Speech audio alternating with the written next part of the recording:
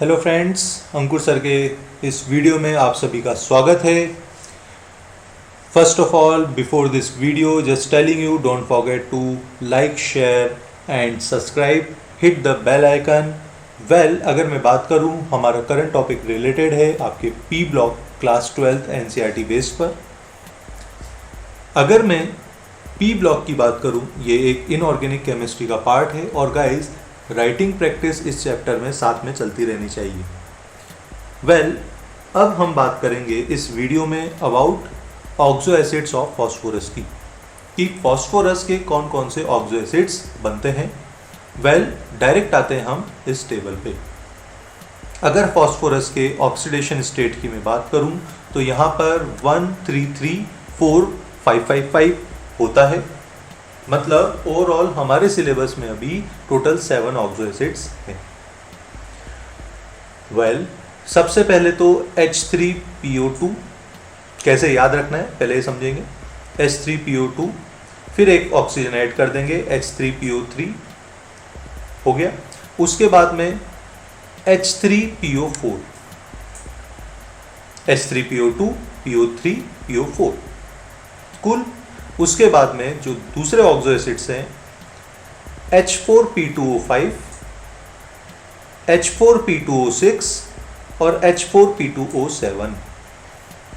तो I don't think so कि आप अगर थोड़ा सा भी फोकस करके पढ़ेंगे तो आपको ये याद रह जाएगा कि H3, repeat again, H3PO2, H3PO3, H3PO4 और H2P2O5, H2P2O6, H2P2O7 और मेटाफॉस्फोरिक लास्ट में आप जो देख रहे हैं दैट इज HPO3 का होल N।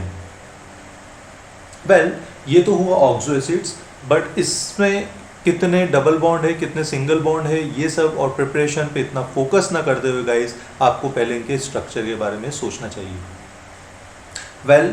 यहाँ पर पहले H3PO4, H3PO3, H3PO4, H3PO3 और H3PO2 इनके बारे में सोचेंगे।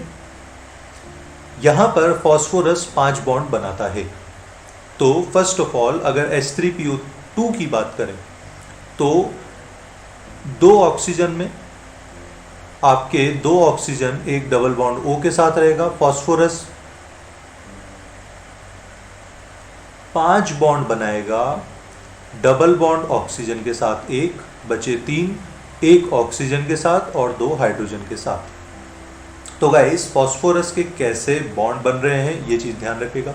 अब एक और ऑक्सीजन आया तो क्या होगा, यहाँ पर हाइड्रोजन और फॉस्फोरस के बीच में एक ऑक्सीजन आ जाएगा तो बन जाएगा हमारा H3PO3। ये हो गया। अब ये हाइड्रोजन के साथ और फॉस्फोरस के बीच में एक और ऑक्सीजन आ गया तो बन गया हमारा H3PO4। ये हो गया। और अगर H2P2O5, 6, 7 की बात करें तो H2P2 लेट्स से O7 है तो यहाँ पे क्या है, 2 फॉस्फोरस के बीच में ऑक्सीजन ऐड कर दो तो आपका बन जाएगा H2P2O7। फिर एक अगर यहाँ से ऑक्सीजन हटा दिया तो P2O6 और एक यहाँ से हटा दिया तो P2O5 बन जाएगा। ठीक है। और इनके मल्टीपल पॉलीमर फॉर्म और साइक्लोट्राई मेटाफॉस्फोरिक फॉर्म आपको याद रखने हैं। जी हाँ, आपको ये सारे स्ट्रक्चर याद रखने हैं ऑक्सो एसिड्स ऑफ फॉस्फोरस के। ये तो बात हुई ऑक्सो एसिड्स ऑफ फॉस्फोरस की। एक बार अब जो नेक्स्ट पॉइंट है वो थोड़ा सा ढंग से देखेंगे। In oxo acids phosphorus is tetrahedrally surrounded by other atom. जो आपके ऑक्सो एसिड्स ऑफ फॉस्फोरस है वो टेट्राहेड्रली मतलब टेट्राहेड्रल फॉर्म में सराउंडेड होते हैं। All these acids contain at least 1, सारे के सारे जितने भी हैं, don't forget to form bond P double bond O, ये सभी में आपके होते हैं। And 1 POH।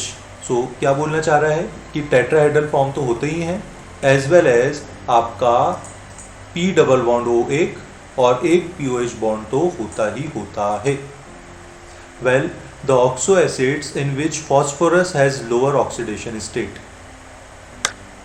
ठीक है, the oxo acids in which phosphorus has lower oxidation state, मतलब 5 से अगर कम होती है तो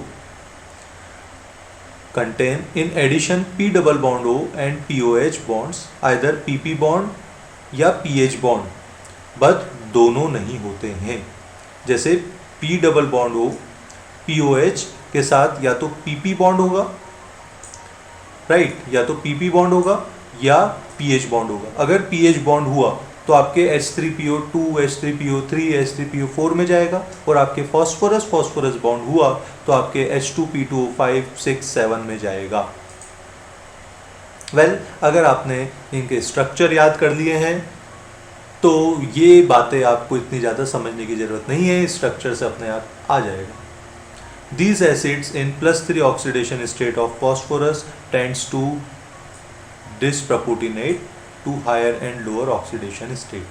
मतलब अगर H3PO3 की बात करूं तो डिसप्रपोर्शनेशन रिएक्शन होगी और H3PO4 और PH3 फॉस्फिन में कन्वर्ट होगा, तो यहाँ पर एक ही फॉस्फोरस का ऑक्सीडेशन और रिडक्शन हो रहा है, that means this reaction is disproportionate reaction.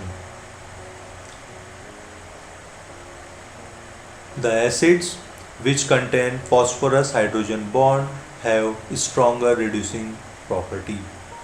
ये आप ध्यान रखें, इम्पॉर्टेंट बात है कि स्ट्रॉन्ग रिड्यूसिंग प्रॉपर्टी किस में होती है, जिसमें फॉस्फोरस हाइड्रोजन बॉन्ड होता है, ठीक है।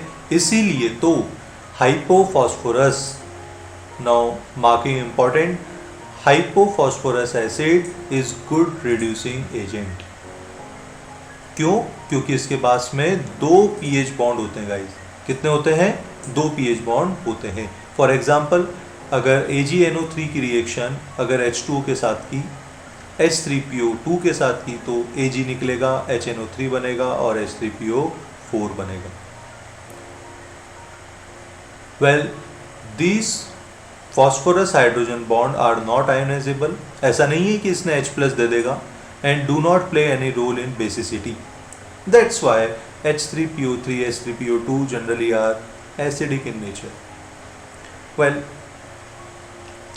लेकिन अगर POH बॉन्ड फॉर्म है तब आपकी बेसिसिटी बन सकती है, क्योंकि OH आ गया ना। Thus H3PO3 and H3PO4 are dibasic and tribasic respectively, and structure of H3PO3 has 2 POH bond and H3PO4 has 3 OH bonds. ये छोटी छोटी बातें आपको याद रखनी है, ठीक है। नाउ एक बार क्विक थोड़ा सा पहले चलते हैं। Example Y7.7, why does PCl3 fumes moisture. तो PCl3 जो है मॉइस्चर क्यों देता है? क्योंकि PCl3 hydrolysis in the presence of moisture giving fumes of HCl। ये चीज़ आपको याद रखनी है। अगर PCl3 H2 के कांटेक्ट में आएगा तो H3PO3 बनाएगा और HCl के फ्यूम देगा, ठीक है। Well, all are the 5 bonds in PCl5 molecule equivalent, justify your answer। अब बात क्या है कि हम जानते हैं PCl5 के स्ट्रक्चर में अलग अलग बॉन्ड होते हैं, इक्वेटोरियल बॉन्ड होता है और एक्सियल बॉन्ड होता है। तो 3 बॉन्ड तो सेम होंगे इक्वेटोरियल वाले, और 2 एक्सियल बॉन्ड वाले अलग उनका बिहेवियर होगा। तो all are 5 bonds in PCl5 molecule equivalent नहीं होता भाई। क्यों? क्योंकि 3 बॉन्ड तो इक्वेटोरियल होते हैं और 2 बॉन्ड एक्सियल बॉन्ड होते हैं। वेल, अगर एग्जाम्पल नेक्स्ट की बात करी जाए जो आज के लेक्चर में ही आया था, how do you account the reduce behaviour of H3PO2। तो सिंपल सी बात है कि जो फॉस्फोरस के साथ हाइड्रोजन डायरेक्ट जुड़ा होगा वो अलग नहीं होगा, इस वजह से इसका रिड्यूसिंग कैरेक्टर लो होता, रिड्यूसिंग कैरेक्टर इसका अच्छा होता है, ठीक है। मतलब अच्छा रिड्यूसिंग एजेंट होता है, खुद का रिडक्शन नहीं होता है, लेकिन दूसरे का रिडक्शन ये करेगा, ठीक है। तो खुद का ऑक्सीडेशन करेगा और दूसरे का रिडक्शन करेगा। तो अगर दूसरे का रिडक्शन करेगा that means it is a good reducing agent, ठीक है गाइज। एक बार वापस इस फैमिली में क्या क्या है वो एक बार हम देखेंगे। Just go through with small recap of this chapter. Well, सबसे पहले मैं बात करूं, ग्रुप 15 की बात करी थी तो इसका अकरेंस हमने पढ़ा था। एक बार जस्ट आप इसको रीडिंग करें। अभी मैं बहुत इंपॉर्टेंट आगे टाइम में आपको बताने वाला हूं कि इस चैप्टर में कैसे, इस फैमिली में कैसे कैसे बातों को याद रखें। तो पहले अकरेंस है, just go through with it. ये आपका फिजिकल प्रॉपर्टीज़ है 15 ग्रुप का। कंपैरिजन बहुत अच्छी तरीके से बताया था। कंपैरिजन अगर आप एक बार तरीके से कर लो लॉजिकल बेस पे तो सारी फैमिली के कंपैरिजन एक जैसे ही हैं, बस आपको थोड़े एक्सेप्शनल याद रखने हैं। ये टेबल अगर आपने याद रख ली तो ये थ्योरी पढ़ने की ज़रूरत इतनी ज़्यादा नहीं है, बट फिर भी आप थ्योरी पढ़िए तो सही। हाँ, फिजिकल प्रॉपर्टी में से कई बार 1 नंबर के क्वेश्चन आते हैं तो अबाउट थोड़ा थोड़ा कि कौन से मेटल होते हैं, नॉन मेटल होते हैं, कौन सा गैस में होते हैं, सॉलिड होते हैं, लिक्विड होते हैं, इनका बॉइलिंग पॉइंट, मेल्टिंग पॉइंट एक गो थ्रू कर लीजिए, मार्क कर लीजिए, फिजिकल प्रॉपर्टी हो जाएगी। केमिकल प्रॉपर्टी में पहले ऑक्सीडेशन स्टेट याद रखिए। ऑक्सीडेशन स्टेट के बेसिस पे ही रिएक्शन के फाइनल प्रोडक्ट बनेंगे। तो क्रिस क्रॉस आपको आना चाहिए, एज वेल एज एनोमोलिस बिहेवियर आया। कि एनोमोलिस बिहेवियर का मतलब क्या है कि इस चैप्टर में सेकेंड या एंटायर पी ब्लॉक में जो सेकेंड पीरियड के एलिमेंट हैं उनका बिहेवियर अपने रिस्पेक्टिव जो ग्रुपिंग मेंबर्स हैं एलिमेंट के उनसे डिफरेंट होगा। ऐसा क्यों होता है? कुछ सर्टेन रीज़न होते हैं, जैसे unavailability of D orbital, small atomic size, high electronegativity and so. तो वो आप एक बार देख लीजिए। एक आप याद करेंगे ढंग से तो सारे ग्रुप के याद हो जाएंगे। वेल, उसके बाद में कुछ केमिकल रिएक्शन, जैसे हाइड्रोजन के साथ, ऑक्सीजन के साथ, हेलोजन के साथ, मेटल के साथ। तो आप इतना ही याद रखिए ना कि फास्फोरस का ऑक्सीजन से इलेक्ट्रोनेगेटिविटी, हाइड्रोजन के साथ ऑक्सीजन के साथ, तो फास्फोरस का ऑक्सीजन से इलेक्ट्रोनेगेटिविटी कम होता है तो ऑक्सीजन नेगेटिव होगी, अदरवाइज फास्फोरस पॉजिटिव ही रहती है, नेगेटिव ही रहती है। ठीक है, तो यहाँ पर पहले हाइड्रोजन के साथ रिएक्शन देखेंगे। इनका जो बेसिसिटी ऑर्डर है वो आपको याद रखना है। ऑक्सीजन के साथ amphoteric order, reactivity towards halogen, जैसे PCl5 PCl3 बनता है तो ट्राई और पेंटा फॉर्म में बनते हैं। और मेटल के साथ रिएक्शन कैसे होती है, किस हिसाब से ऑक्सीडेशन स्टेट में प्रेजेंट होते हैं, ये देखना होता है। उसके बाद में डाई नाइट्रोजन की प्रिपरेशन, बेसिक प्रॉपर्टीज़ और यूजेस एक छोटा सा टॉपिक। इसको आप एक बार रिएक्शन को सबसे फर्स्ट ऑफ ऑल लिखें कि प्रिपरेशन आपने पहले लिख के रिएक्शन देखी, उसके बाद में बिना देखे उसको लिखने की प्रैक्टिस करिए। अगर आप ऐसे करेंगे तो आपका chapter step by step easy होता जाएगा। ठीक है, तो डाई नाइट्रोजन में क्या देखा था कि जैसे NH4Cl को अगर NaNO2 से रिएक्शन करते हैं तो N2 बनता है।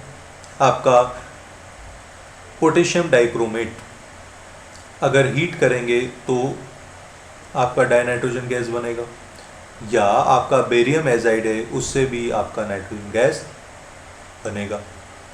Nitrogen colourless, odourless, tasteless, non toxic gas होती है, ये एक इम्पॉर्टेंट है। और इसके आइसोटॉप्स आप गाइस याद रखेगा कि आइसोटॉप जो होते हैं वो इसके 2 होते हैं, N14 N15।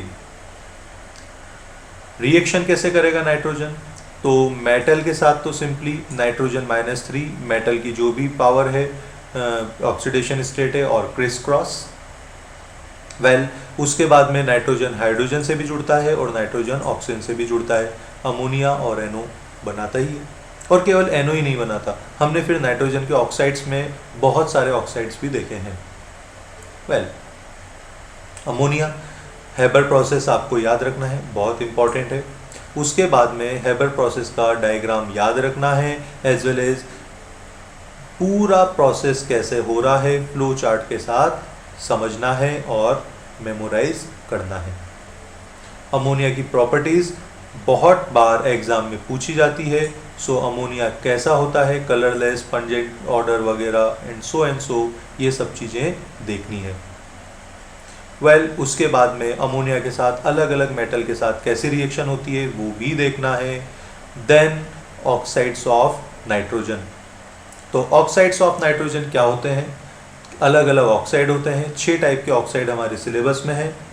ये मैंने मेरी उस लेक्चर में वीडियो में बहुत अच्छी तरह बताया था कि टेबल को कैसे याद रखना है। हाँ, प्रिपरेशन रिएक्शन आप एक बार लिख लिख के याद कर सकते हैं, और फिजिकली प्रॉपर्टी को भी, ये फिजिकल अपीयरेंस को, केमिकल नेचर को भी याद रखना बताया था। ठीक है। उसके बाद में यहाँ पर सबके स्ट्रक्चर आपको याद रखने हैं। सबके स्ट्रक्चर याद रखने पर ही आपको कॉन्फिडेंस आएगा इस टॉपिक में। ठीक है। Then nitric acid. अगर नाइट्रिक एसिड की बात की जाए तो नाइट्रिक एसिड क्या होता है?